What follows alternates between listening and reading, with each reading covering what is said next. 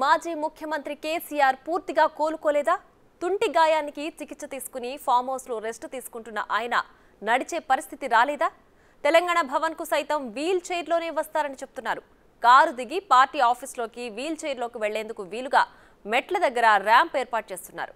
ఫిబ్రవరిలో కేసీఆర్ తెలంగాణ భవన్ కు వస్తారని BRS working president KTR, Harish స్పష్టం చేశారు. పార్లమెంట్ ఎన్నికల ప్రచారాన్ని సైతం వీల్ చైర్లో ఉండే నిర్వహిస్తారని పార్టీ నేతలు చెప్తున్నారు.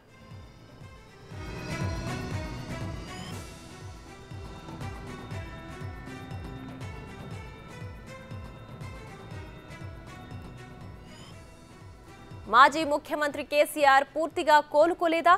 తుంటి గాయానికి చికిత్స తీసుకుని ఫామ్ హౌస్ లో రెస్ట్ తీసుకుంటున్న ఆయన నడిచే పరిస్థితి ఇంకా రాలేదా? తెలంగాణ భవన్ కు సైతం వీల్ చైర్లోనే వస్తారని చెబుతున్నారు. కారు దిగి పార్టీ ఆఫీస్లోకి వీల్ చైర్లోనే వెళ్లేందుకు వీలుగా మెట్ల దగ్గర ర్యాంపు ఏర్పాటు చేస్తున్నారు. ఫిబ్రవరిలో కేసీఆర్ కు తెలంగాణ భవన్ కు వస్తారని BRS working president KTR, Harish స్పష్టం చేశారు.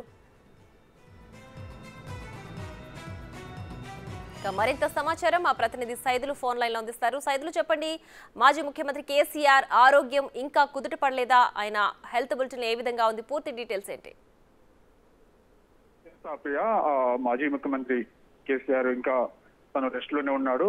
ఆయన ఆ రోజు మన ఎలక్షన్ టైమ్ లో అతను ఓటమి చెందిన తర్వాత తను నేరుగా ఇక్కడ ప్రగతి భవన్ నుంచి తన ఓఎస్డీ ద్వారాగా రాజీనామా లేఖను గవర్నర్ ఇచ్చి వెంటనే ఎర్రవల్లి ఫామ్ హౌస్కి వెళ్ళారు. వెళ్ళిన తర్వాత 2 రోజుల తర్వాత తను అర్ధరాత్రి 2 గంటల సమయంలో వాష్రూమ్ లో కాలు జారి కింద పడడంతో తుంటి ఎముక ఎరిగినట్టుగా కూడా వైద్యులు గుర్తించారు. వెంటనే పుటావుటిన సోమాజిగూడ యశోద హాస్పిటల్ కి వైద్యం తీసుకొచ్చి అక్కడ శస్త్రచికిత్స చేశారు. దాని తర్వాత అతను ప్రస్తుతం అయితే ఇంకా రెస్ట్ లోనే ఉన్నారు. అయితే వాస్తవంగా ఈ నెలలోనే జనవరిలోనే కేసీఆర్ మన తెలంగాణ భవన్ కు వస్తారని చెప్పేసి కూడా అందరు భావించారు. అయితే వాస్తవంగా తెలంగాణ భవన్ లో మొదటి నుంచి కూడా అంటే జనవరి 3 నుండి ఈ నెల 22 వరకు కూడా పార్లమెంటరీ సమీక్ష సమావేశాలు ఉన్నాయి. అంటే రాబోయే పార్లమెంటరీ ఎన్నికలను బీఆర్ఎస్ పార్టీ కొంచెం ప్రతిష్టాత్మకంగా తీసుకోవడం జరిగింది. అయితే అందరూ భావించారు చివరిగా జనవరిలోనే కేసీఆర్ తెలంగాణ భవన్ కొత్తారని చెప్పేసి కూడా అందరూ భావించారు. కానీ ఇంకా అతను కొంత రెస్ట్ లోనే ఉన్నట్టుగా కూడా మనకు సమాచారం ఉంటుంది. అయితే వాస్తవంగా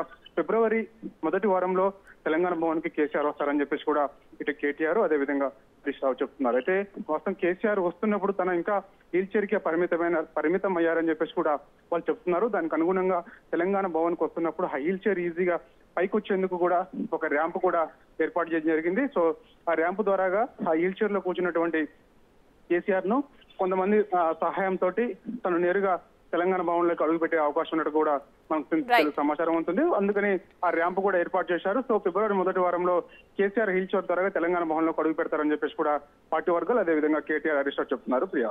right Saidulu, thanks for the updates.